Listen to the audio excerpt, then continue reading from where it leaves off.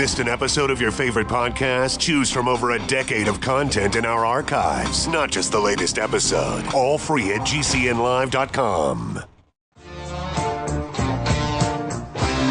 This is your call to action. Get prepared, America. Economy, survival, energy, disasters. This is USAPrepares.com. Informative radio, educational radio. Interact now by emailing instructor@USAPrepares.com or text at 434-390-7953. Class, please take your seats. Now, your instructor, Vincent Finelli. Everyone all set, cocked, locked? Here we go. Your dial set correctly to USA Prepares. We're delighted you're with us today. And we're broadcasting 2 hours, Monday through Friday, from high atop the Missouri Ozark Mountains. Nathan is engineering the broadcast in Minnesota. I'm Vincent Finelli. If you'd like to call us, we'll pay for the call, 866-582-9933, 866-582-9933. And if you'd like to listen on your phone, 605-477-3249, 605-477-3249. Now, if you have unlimited calling, you don't pay for this. There's no charge. It's already built into your cell phone plan or your telephone plan. But if you have to pay for minutes, you're going to use up minutes. So make that decision wisely. Guineith Isaacs is with us live in Australia. Welcome, Guineith. Hello, Vincent. How are you this morning? Very, very well. How about you? I'm good, thank you. Yeah. Hey, you want to talk about crimes? Crimes against the people? Oh, yes, I'm an absolutely terrible person. Yeah. Well, yep. You know, we have some neighbors, Guineith, who have been raising puppies. Yep. And one of our neighbors, I got to tell you, he built the Taj Mahal for his and her puppies. It's a husband and wife team. Literally, they built this building, and they have a concrete slab, and it's sloped so they can hose it off, very frequently, multiple times per day. They've got water hydrants out there so they can, with lots of pressure if they want to hose off the kennel areas. They have these areas where the dogs can go and exercise outside at will. They just Yep. They have doggy doors, and they push open the doors with their faces, and they just walk outside if they want to be outside. If they want to be inside, they just walk inside, and it's really, really nice. And they gave up. They gave up because in Missouri, the regulations are so brutal that they just couldn't do it. They said it's just not worth it. The inspections, the detections, the rejections, it just made it so cumbersome. So that's how uncomfortable. it's becoming with dog breeding around here. Uh-huh. Yep. And if everybody's wondering, I bred a litter of border collie pups recently, and they are the world's cutest puppies. And apparently that's my crime. Because I've got friends who are currently facing massive fines in the order of 5 figures for buying puppies, basically, with an intent to sell them, with an intent to sell, without, proper so-called government authorization. And I've had other friends, I've got another friend, and my other friend's no longer alive because, the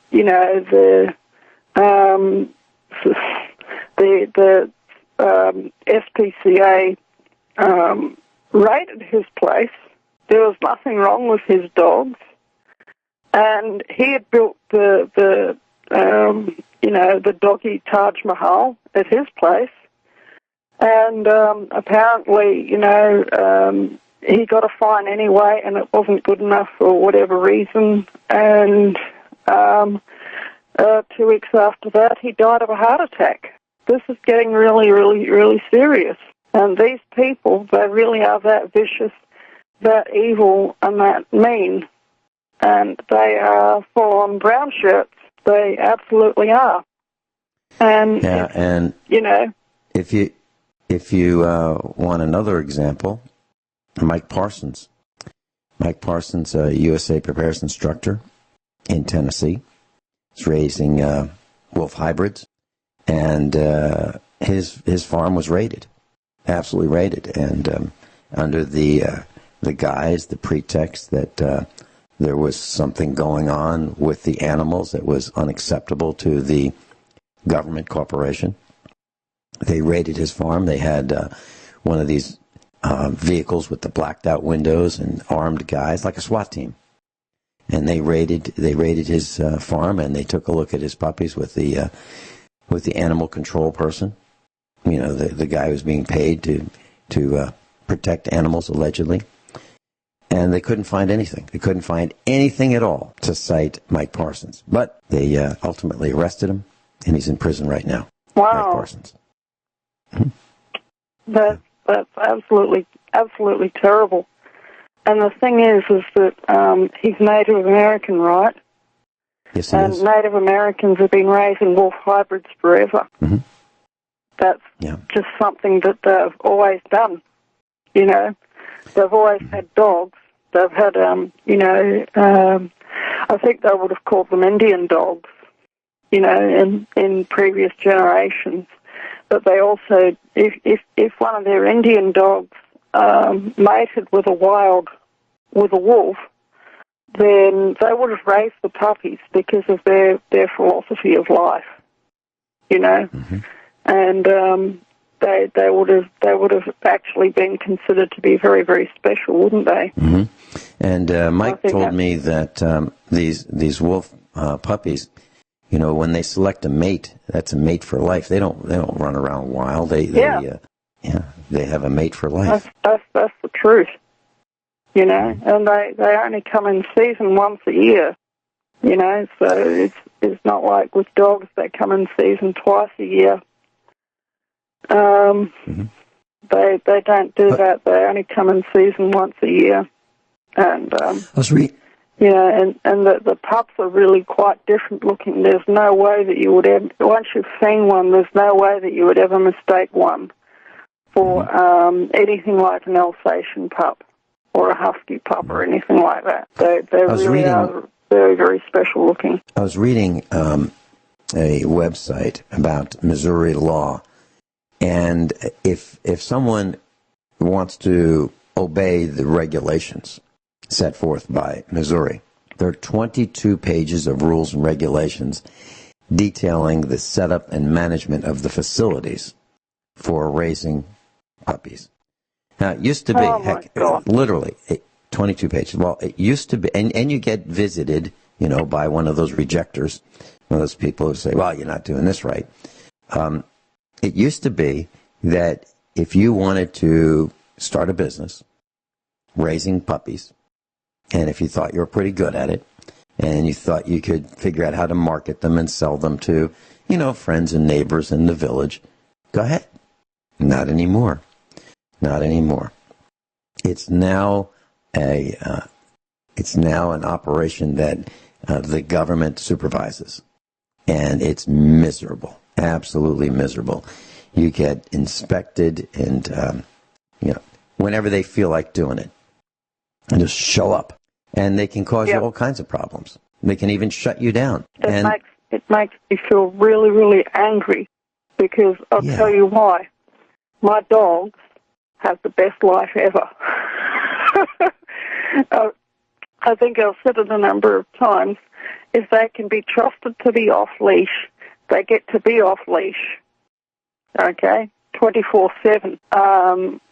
That means it's only in their training process, okay, and it's only in their training process. And as I if I have to go away and this sort of thing, if I can't be sure that a dog will stay in its appointed area when I go away, then it gets to be on the leash when I'm away, if that makes sense. But if I know that a dog is not going to make trouble, is not going to stray, is not going to do anything like that out of the appointed area, which is, it's a half-acre fenced yard, then it gets to stay off the leash. And that's just how it is.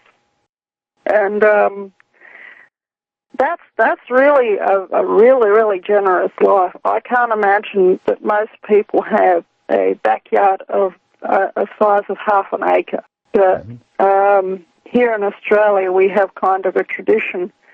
There'll be a house in the middle of the countryside, and they'll say, we've got to build a backyard on this house. And so they'll fence in an area adjacent to the house, and that will be the backyard. And that's what they'll actually call it. And but the backyard could be an acre, could be a half an acre or whatever of land.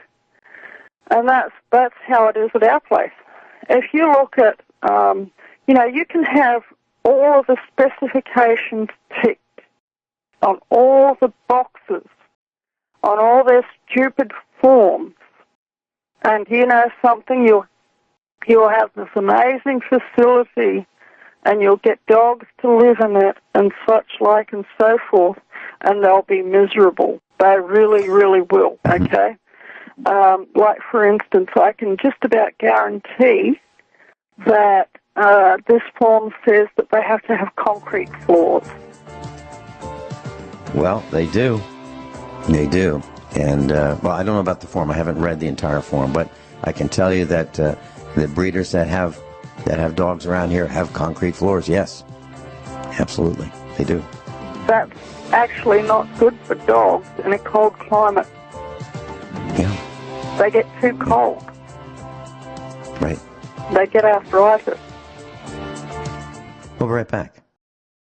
So, Guineith, what's it like in Australia for someone who wants to breed dogs? Let's say this person wants to breed healthy, happy dogs to be pets for other people so that these dogs can be bought as pets. What's it like to breed dogs? What is expected by the government? Okay. Basically, take your 20... I haven't seen the regulations, but I can guess to take your 22-page document from your Missouri government and cut and paste, I think. That would be fairly accurate. But like I said, it's not necessarily going to be best for the dog. Are there penalties for those? Well, are there penalties involved? One of my friends is currently facing about a 5-figure fine for not complying, not ticking all the boxes on their regulations, you know. And so she had a pretty good facility. She's been doing that for years, buying and selling puppies. So I think she has got a properly built kennel, you know. But even so, it's, you know, you're talking about 22 pages. Yeah. Yeah. Yeah. So, you know, it's disgusting. It's almost like they don't want for you to succeed. And I'll bet that there's things that they are not taking into account. Like, for instance, during the ads, I was busy stoking the fire and thinking about these people. I was thinking about the concrete floors. Now, in a cold climate, I said that's not best for the dog. Because, you know, you've got yourself, I don't know if you live in a house with a concrete slab, or if you live in a house on piers, okay, which has floorboards. But I can tell you, I can just about guarantee that in a cold climate, a house built on piers with floorboards is going to be warmer if the floor is insulated than a house on a concrete slab.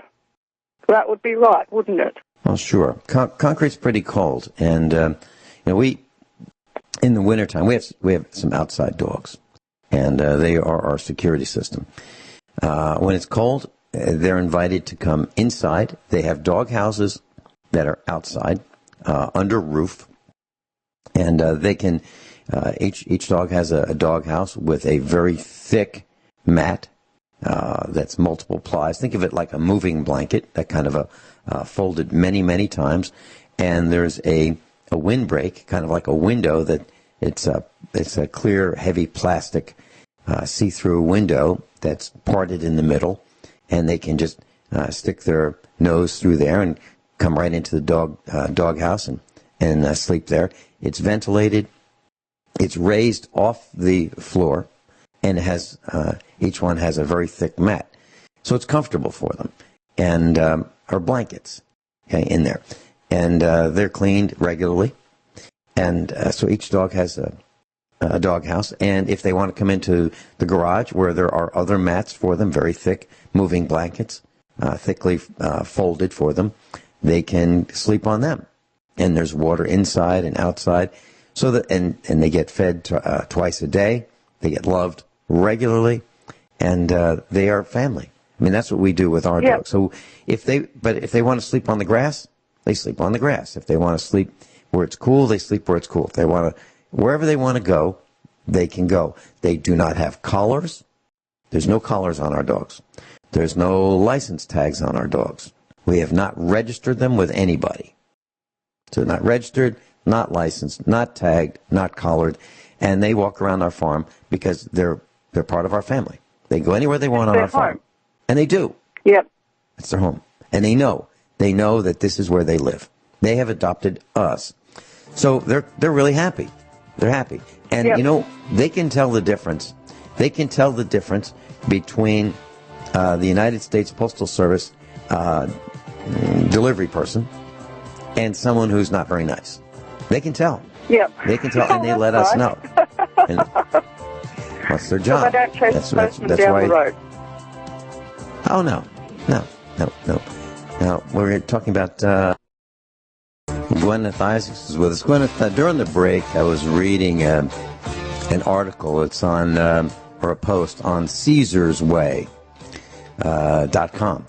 And it says 5 reasons to get your dog licensed. Now, I know I know you're going to take exception to some of this, maybe all of it, and so do I. But here's what it says: 5 reasons to get your dog licensed. Being a dog owner requires all sorts of responsibility. One that is often overlooked is registering your dog with your city government and getting him licensed.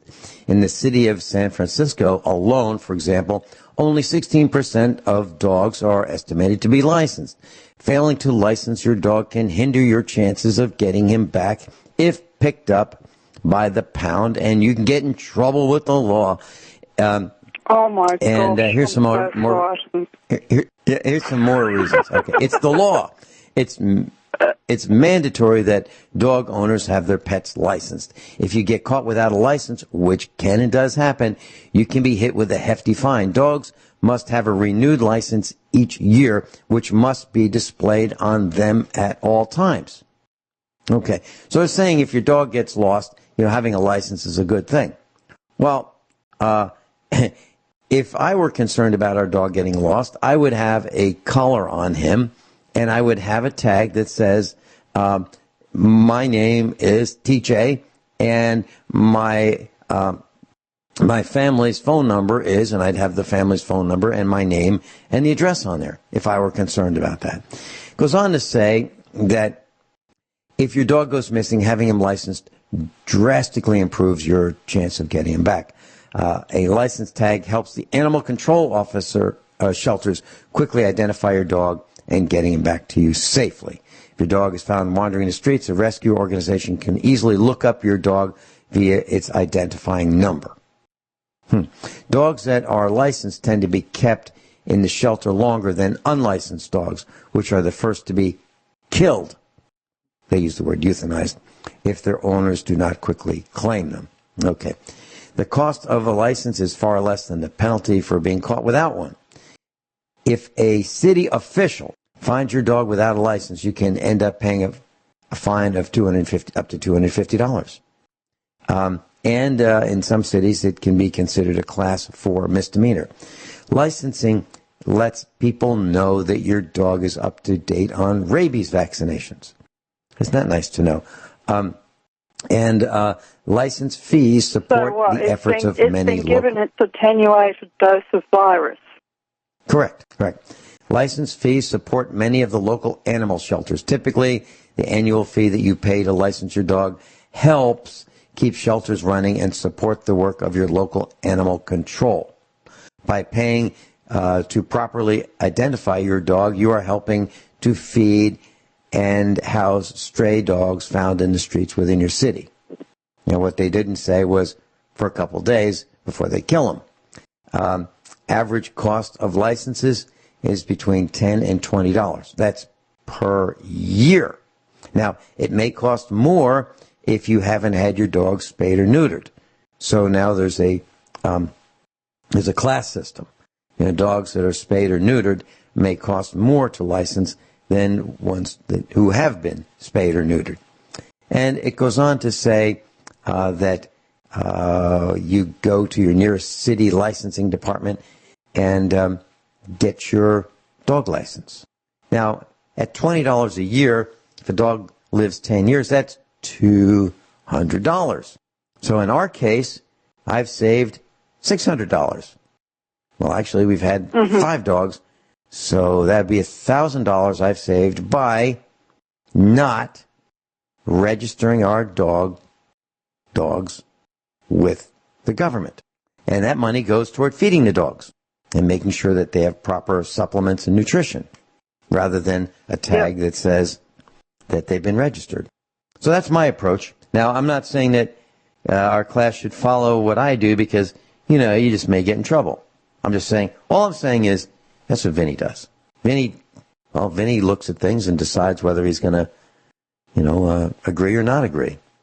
I just don't follow the herd. I don't. So, I was thinking about registration and licensing. Now, here's what I have not done.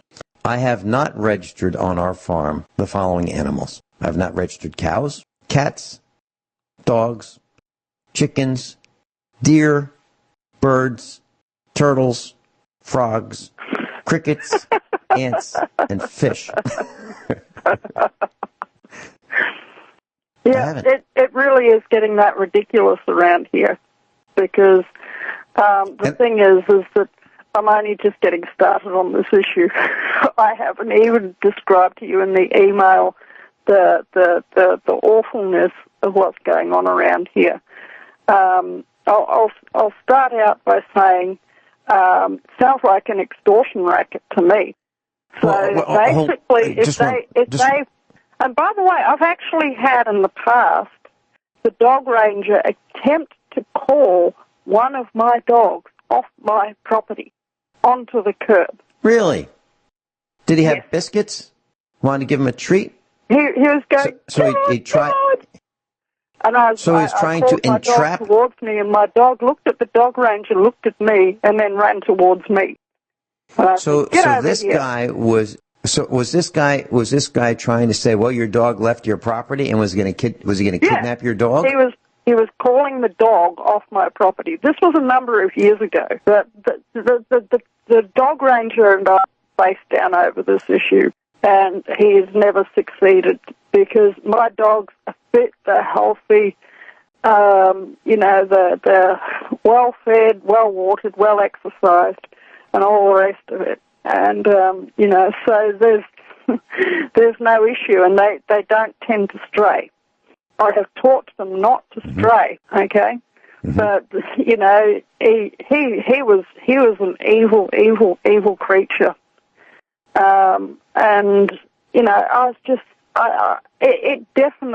That interaction definitely left a really, really bad taste in my mouth.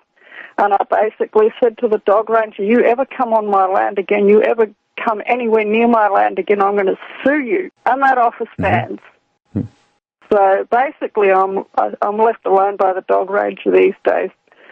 because he's going to get personally sued, and the municipality is going to get corporately sued because I'm not buying into their extortion racket, and there's no reason to. That's cool. You know, let's talk about. It's really disgusting. Let's talk about licensing. Cats and dogs. Well, I mentioned birds. They're birds that decide that they're going to make their home on our farm, and some of them leave and go to other places, and some stay here for a long time. And the deer like to hang out here, and they stay for lifelong residents, or they live on the farm for their entire lives, and so do the ants and crickets, and we've got some fish in the pond. And I'm not going to register any of them. And here's where you can extrapolate this to. How many people have registered their children, gotten a license for their children? Well, that's coming down the track, I think. Yeah, they do in China. They've registered. Well, they've registered their children You've got to have a license when in China to have children, otherwise you'll be dragged off for a forced abortion. Hmm. You've got to have what I'm talking about is we've registered our children. I'm talking about in America. Pretty much everybody has. When they're born in a hospital, and they get registered with the state right then and there. Right then and there, they're registered. Birth certificate. Well, this is it. Yeah. It's like that the state has this mania that they want to know absolutely everything about us, ordinary people. And, it's, oh my gosh. I wish that they would just go away. I really do. Mm-hmm. Because, mm-hmm. The implication, when you're talking to ordinary people, and you mentioned this sort of stuff, because of the brainwashing of the state, there tends to be this idea, you must be doing something wrong. No, I'm not doing anything wrong. Okay? We just want to be left alone because we're not slaves, and we want to live our own life. And we just want to be left in peace. And this is it,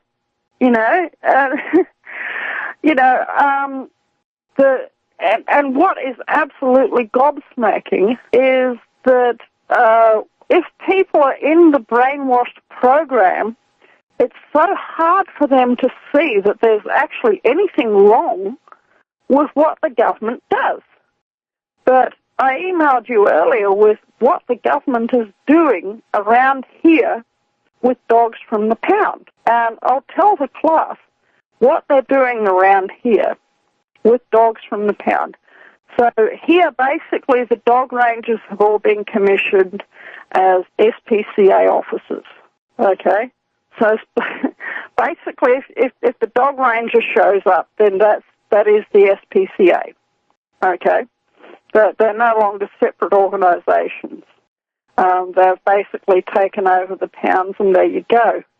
And they claim to be all interested in animal welfare. Well, here's something that, puts the kibosh on that, is that they are actually the medical testing laboratories, scientific animal testing laboratories, is actually a huge industry here in Victoria. That is, that people get dogs, cats, rats, mice, whatever, and they put them in a medical lab and they torture them to death over a period of years. Well, here in Victoria, the animal testing industry, the animal torturing industry, sources their dogs from the pound. Okay, hold that thought. We're talking about an different organisation, I should point out. Okay, that was the question. Okay. Society for Prevention of Cruelty to Animals. Is that what it stands for in Australia? It is, but it's a different organisation, same name. It's called actually RSPCA, which has a royal in front of it. And I think it says a lot that it was actually apparently sponsored by Prince Philip. So, a lot of people think, oh, well, all the wonderful things he's done. Well, if you look closely at every single one of them is not actually a wonderful thing. It's, is really, truly awful in one way or another. But yeah, what they do is they get the animals that they confiscate from people, dogs and cats especially, and instead of just, euthanizing them at the pound, they sell them to animal testing laboratories so that they can be tortured to death slowly over a period of 4 or 5 years. And I think I emailed a link on the, RSPCA's website to their animal testing policy. And they say, oh, well, we're against animal testing of chemicals. That's only the start of it, The full horror of what medical testing and scientific testing does to a dog is not even begun to be covered by just, the cosmetic type testing and the drug type testing, as bad as that is. They do things like break a dog's legs on purpose and then, have various procedures on the dog while the leg tries to heal itself. They paralyze dogs, just to see what's going to happen. There's photos on the internet of animals getting holes cut in their sides and little windows put in them, so that you can see their intestines working. And, it's mind-boggling in its cruelty of what they do. And these are people's pets. These are people's beloved babies that they, that might have just, made a hole in the bottom of the fence and thought that they would go on a bit of adventure for the afternoon. And then, the dog ranger comes along and picks them up, and the poor person doesn't have the money to get them out of the pound, and so they have to let it go. And that happens, but then they turn around and they do that to these dogs. And these are all actual animal tests that go on. And if you could name any sort of torture, any sort of vile practice, anything that you could do to actually hurt a dog, then they've probably thought of it, I'm just laughing at my baby because she's just let herself out of the door. She's worked out how to open the door. Gwyneth, you're talking about animal testing. Well, yeah. In November of 1957, the first dog launched into space died within hours. And so the Soviet Union put a dog on a rocket and sent him out, blasted him off, and see what would happen. This was aboard Sputnik 2. Let's see how well this dog survives this. And the dog died very, very shortly, within hours. And so I think they've got a dashed cheek. I really do. And go on so about what dogs are used in testing the most? Well, that would be the beagle. Beagles are used the most in animal testing. And why? Well, because they're docile, they're small, it doesn't cost much to feed and house them because they're small. So beagles. Everyone all set? Cocked? Locked? Hour number 2 of USA Prepares. Guineith Isaacs is with us. And we've been talking about animal cruelty and testing. Guineith, went to the internet during the break and onegreenplanet.org.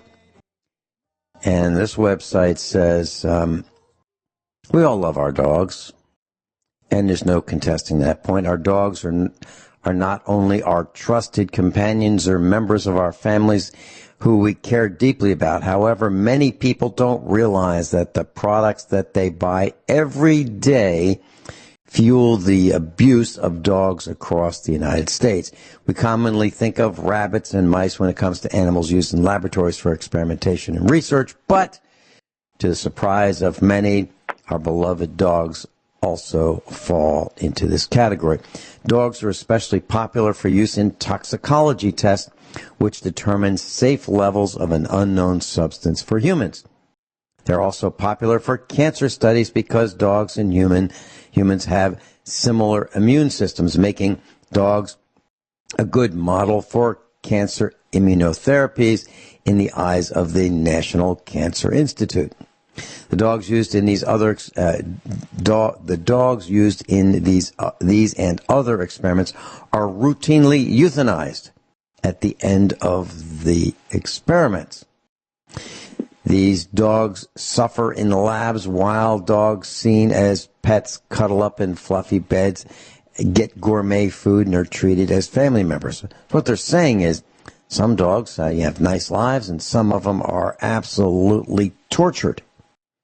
And it goes on to say many people are simply not aware of lab testing on dogs, and they do not realize how terrible it is for the animals. If they knew the shocking facts, they would think twice about the purchases, meaning purchasing from companies who use dogs as testing subjects.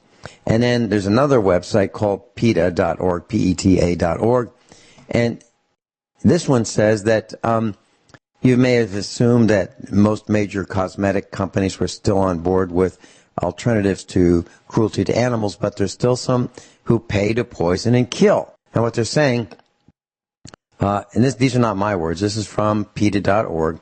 For instance, L'Oreal, which doesn't test on animals in the United States, pays for deadly testing in China, where archaic and painful experiments on animals are required for cosmetics. It goes on to say these companies pay for tests on animals in China. And I'm just going to read them.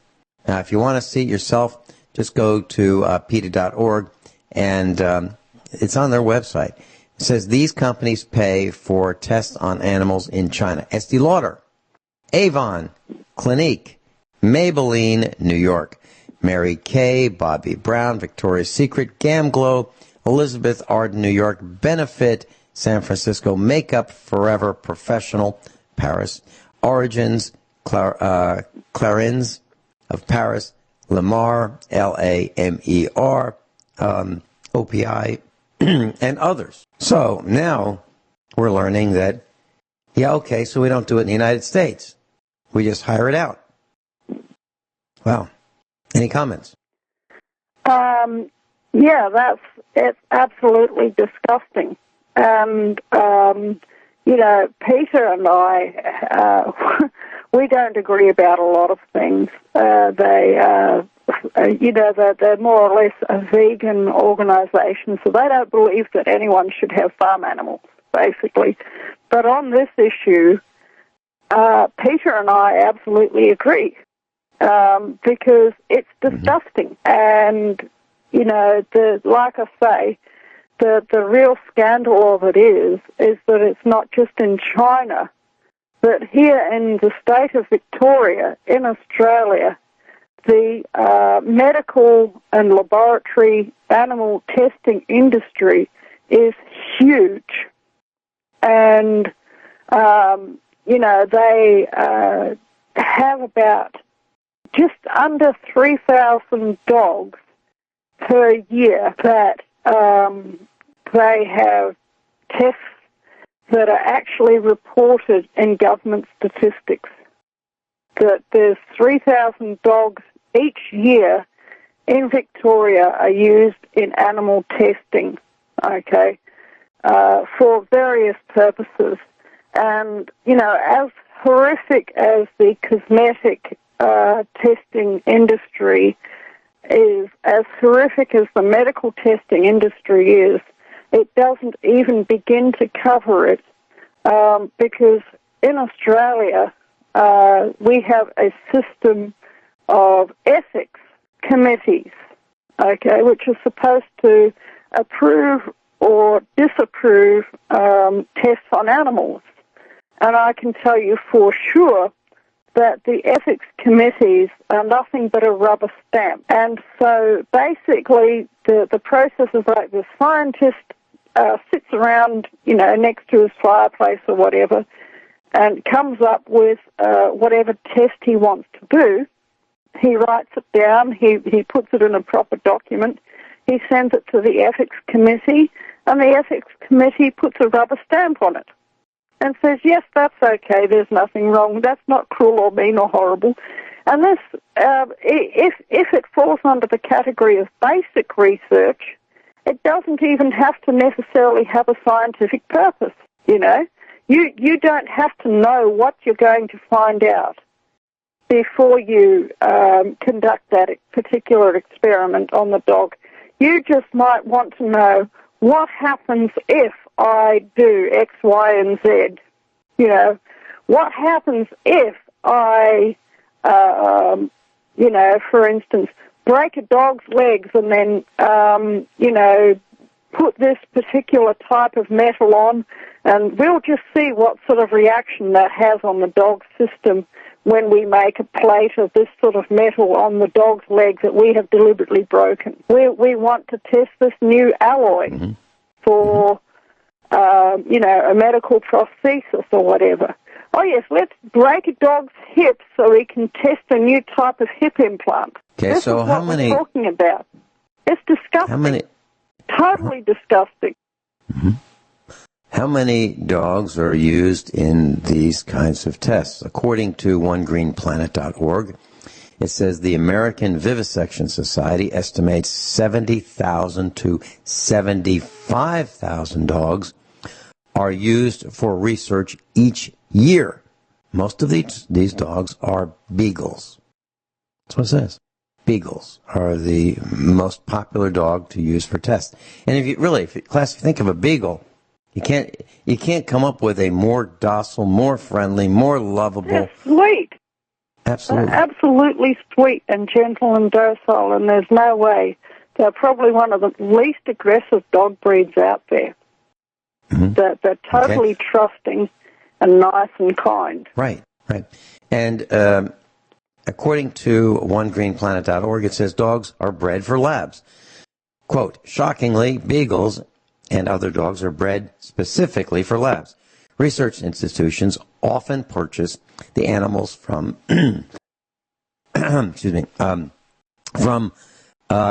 Class A licensed animal breeders who produce animals for the sole purpose of selling them for experimentation.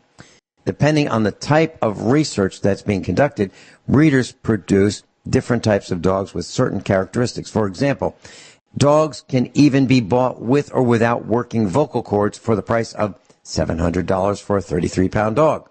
So dogs are being bred for experimentation. So the dogs are bred Here's not some more. to be able to bark. Okay, here's some more. Shelter dogs are used for experiments. This is OneGreenPlanet.org. An investigation into the University of Utah. Let me say it a different way. The University of Utah revealed they were buying homeless dogs and cats from shelters for experiments. Yep. Let me read it again. There you go. An investigation into the University of Utah revealed that they, meaning the University of Utah, was buying homeless dogs and cats from shelters for experiments. Yeah. So, you think of these shelters and you go, well, thank goodness these dogs and cats are being saved, they're being fed, and they've found homes for them. Well, if they found a home at that time, what a nice home that is. Yeah. And I found this out. I just got really, really angry,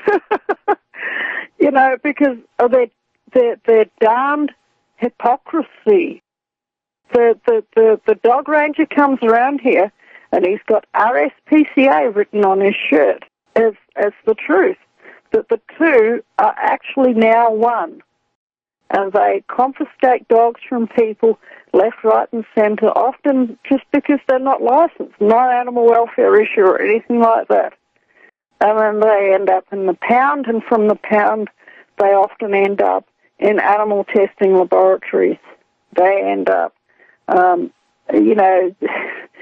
end up in LD50 experiments, which means that they're fed a particular substance to see what sort of a dose that will kill that animal, okay?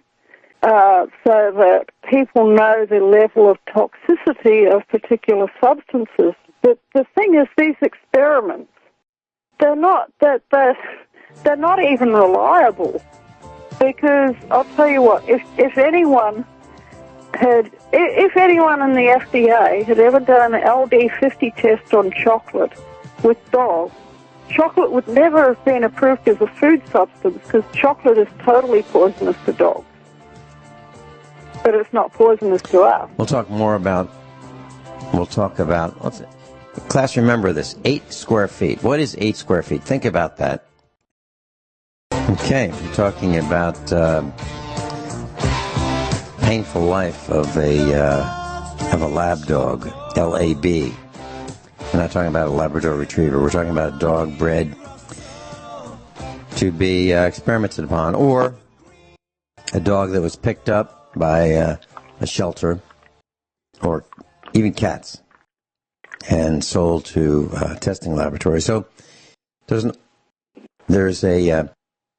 website called DallasObserver.com, and it says a lab dog's painful life. Thousands of man's best friends are still used for testing. Goes on to say the purpose-bred laboratory beagle is a remarkably versatile animal. It can be used to ingest a toxic compound until it dies, and to ascertain human safety guidelines for pesticides. Now, what that means is, let's give this caged dog, this beagle, a toxic compound until we kill it, or we give it pesticides until it dies, and we go, oh, that's too much.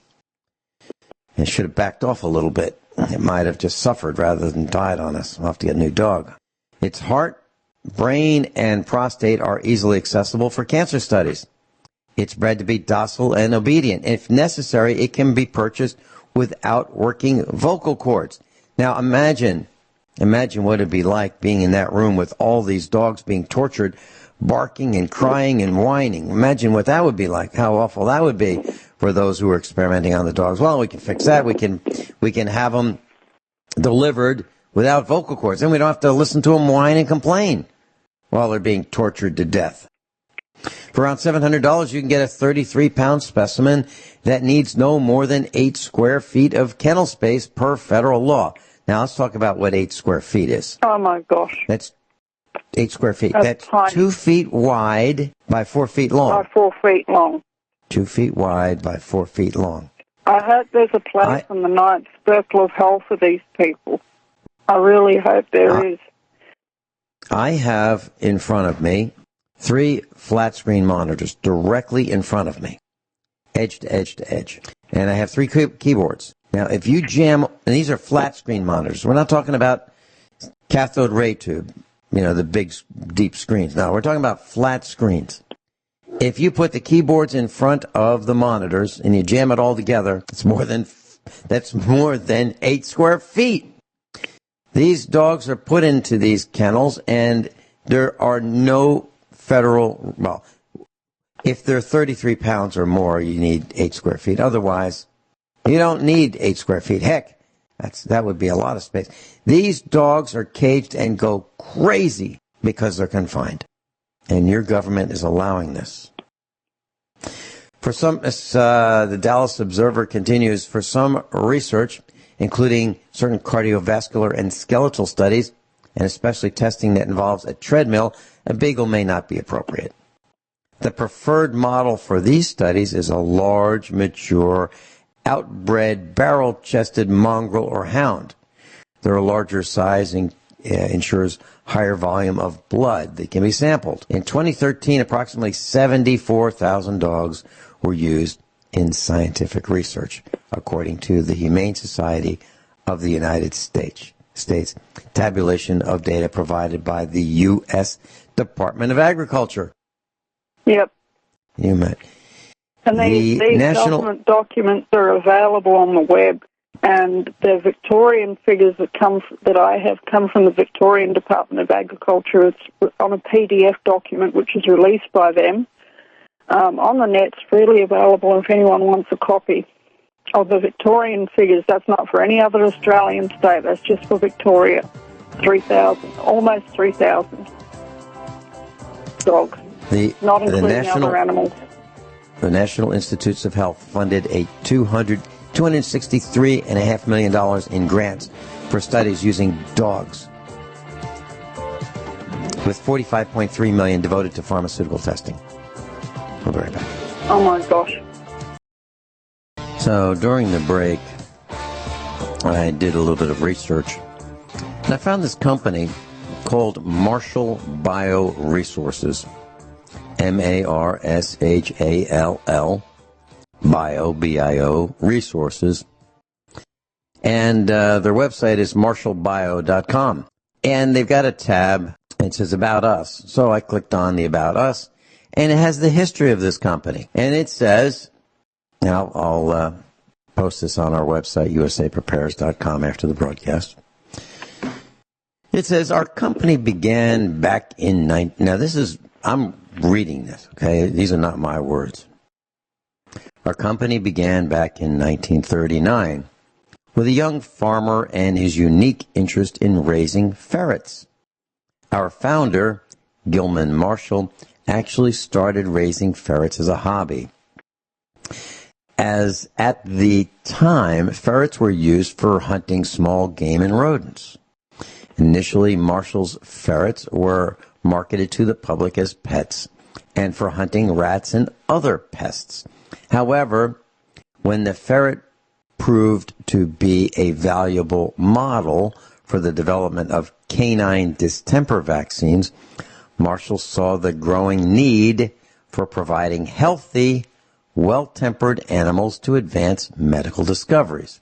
As it became common among pharmacologists to use multiple species to understand the new way drugs interacted with the body, it became standard practice to use dogs in addition to rodents in the development of new drugs.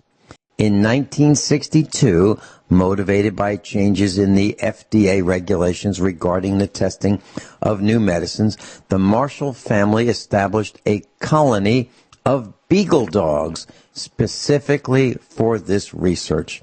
From the very beginning, the Marshalls placed priority on the health and well-being of animals raised in their care, and they knew that in order to produce the most accurate and reliable study, the dogs needed to be healthy and well acclimated. The Marshalls also created a culture of collaboration with their customers and encouraged the customers to provide feedback and share their needs. This culture continued through the decades, and the Marshall Beagle is now recognized worldwide. Oh, my gosh. You know something? What? And I'll bet you that they have that special Teflon coating on them and that they are never, ever, ever, ever investigated by the ASPCA. I don't know, but the further I dig into this, the more gut-wrenching it is. It is. And, you know, how could anybody who's ever owned a dog willfully raise even 1 litter of puppies knowing that it was knowing what was going to happen to it? Mm-hmm. You know, to see these beautiful creatures born. And when I see a litter of puppies born here, okay, I look at them and I think, gosh, each one of these dogs, when it gets big, it's going to go to a family. It's going to be a loved pet for a whole lifetime, okay? And when I select the next generation of dogs, I look for temperament. I look for soundness of body. I look for soundness of mind. I look for what looks good. You know what I mean? But the key thing that I look for is temperament. You know, is this is this dog intelligent? Is this dog docile? Is this dog, does it have maybe some protective instincts but maybe in control? You know what I mean?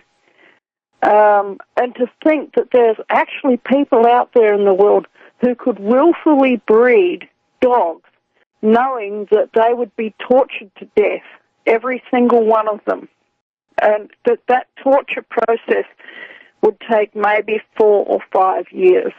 How could you? How could you? You know, and the fact that the SPCA just totally, they just overlook it because there's so much money involved in this industry, and it's big business. It's pharmaceutical companies. It's medical device companies. It's universities, you know. No, instead they go around and they harass people who have pet shops. It's now illegal as of the 1st of July to have a pet shop in Victoria that sells puppies and kittens to the public. And I kid you not, it actually is.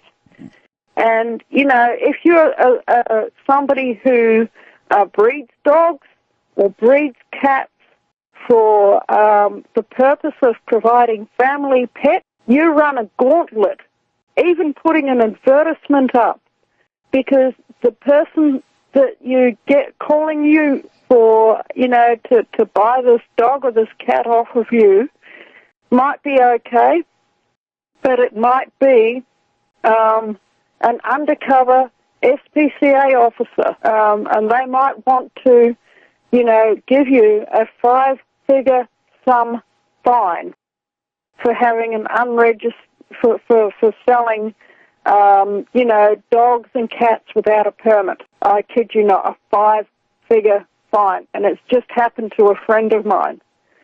And, you know, there's, and they have black shirt organizations that have that actually build false cases against pet shop owners, okay? That they go in and they do things like plant dead puppies in the rubbish bin and then take a photo of it. And here that organization is called Oscar's Law. And you can look up their page on the internet if you want. It's www.oscarslaw.org.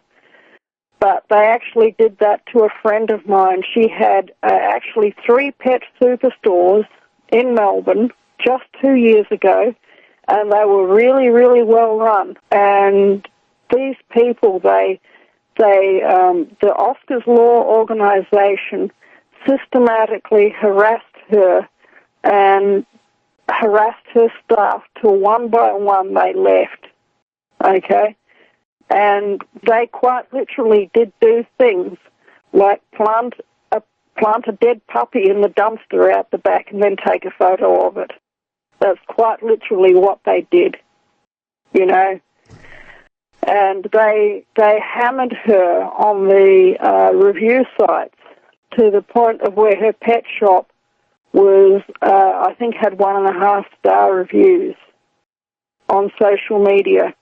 And in the reality of her pet shop was that she would have famous television vets who had their own TV shows here in Victoria come and you know, visit her pet shop and tell everybody how wonderful her pet shop was. And this particular TV vet, his name is Dr. Harry Cooper, and he's very, very famous here in Victoria. He would not have said what a good job she was doing with her pet shop, with running her pet shop, unless it actually was true, you know. It's, oh my gosh. And they have absolutely driven her out of business. And, you know, you've got to think, they're doing this, and then on the other hand, you know, they're just allowing these medical testing laboratories to torture dogs to death, and that they're actually selling puppies and dogs to them. This is more than hypocrisy. This is just making me really, really angry, you know, just thinking about it. The harm that they're doing to ordinary people who, it's just about impossible to be a registered breeder of dogs. I don't know of anyone now who has their registration with the Kennel Club to actually breed pedigreed dogs. They're hardly ever out there for sale, because the red tape, the registration is just so much. And you get harassed. And you're absolutely putting yourself on the line, even putting up an advertisement to sell 1 litter of puppies. It's disgusting. And nobody seems to be talking about it. Nobody seems to be jumping up and down about it. But I'm talking about it. I'm jumping up and down about it because it's disgusting. I'm looking at the website for Marshall Bioresources. They've got, you go to, and I'll have it on our website, USA Prepares.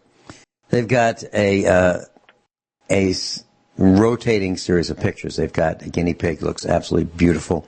They've got a dog with a ball in its mouth, a red ball or an apple. They've got a couple beagles. I'm sure looking that enjoys it. Yep, they've got a couple beagles looking at what would appeared to be a veterinarian in a white lab coat with a stethoscope. It appears that this veterinarian or this person, this guy with the lab coat, is really interested in the health and welfare of these dogs. And then they've got this ferret, and they've got an absolutely wonderful looking ferret. They've got 2 little piglets, happy as can be, innocent as can be. And this is MarshallBio.com, the company that sells puppies to laboratories for research. And here's front page. It says recent news: enlisting dogs in the war on cancer. That sounds pretty nice. Enlisting dogs in the war on cancer. In the thousands of years they've been domesticated, dogs have helped humans in many ways, from helping them herd sheep and cattle to performing research. There's another one right on the front page. More news. Dogs help in breast carcinoma research. So give the dogs breast cancer. How's that? Yep. There you go. There you go. Oh, I'll post it on the website, USA Prepares. So figure 70,000 dogs to 75,000 dogs a year are being used. We're talking about man's best friend. And we're talking about how corporations raise puppies for experimentation, horrific experimentation, absolute cruelty to animals.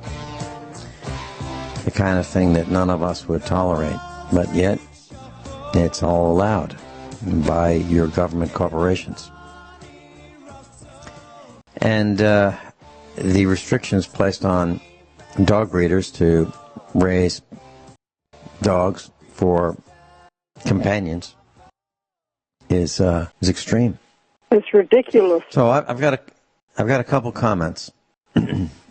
You may think that initially that this has nothing to do with the topic of dogs, and cats and breeding, but it does. I do not donate any money to any charity, any organized charity. And you might say, well, that's pretty selfish. Okay, well, you can do that. That's your right. You can have an opinion.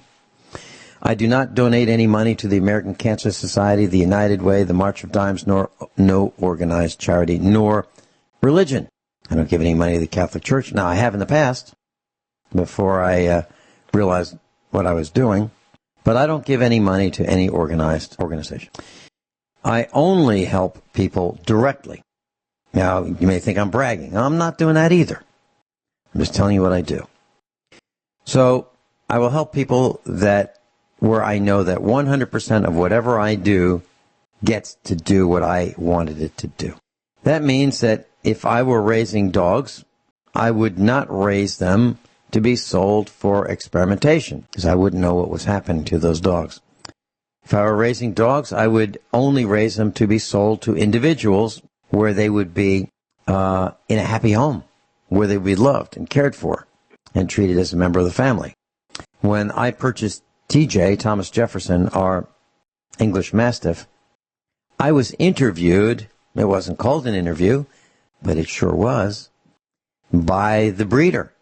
He wanted to make sure that that puppy that he loved and raised went to a home that would love him and take care of him. And he wasn't going to sell that puppy to anyone else, meaning someone who wasn't going to take care of him and love him and treat him as a member of the family. So maybe the lesson is, as you go through life, check out those organizations that sound so wonderful. Look into what they actually do. Ask lots of questions. And if you're going to contribute, if you're going to help, or if you're going to breed dogs, whatever it is you're going to do, make sure whatever that effort is that you expend goes to where you think it's going to go. So, Guineith, if I were raising dogs, I would only raise them to be sold where I knew exactly where they were going. What are your thoughts about that? Well, I would say that that's probably a really, really good policy. Yeah. In the past, I have sold puppies to a pet shop. That's the pet shop, that my friend owned, the one that, had a business destroyed. But, the thing is that as far as we could tell, as far as I could tell, that she took quite a responsible stance to make sure that the people who were buying the pups off her were actually, that they were actually going to care for them. Do you know what I mean? So, she's been doing that for very many years, and just, making sure that that the best interests of the animal were taken into account. But these days, I sell them privately, and I would say that if I had any doubts about where the puppy was going to, I wouldn't let it go. There you go. Good for you. Good for you. Yep. Pretty sobering broadcast today about what's happening to man's best friend. It's an outrage. Guineith, thank you so much for being with us. That's above all. You have a lovely day. You too. Okay. Honesty and integrity. What happens next is up to you.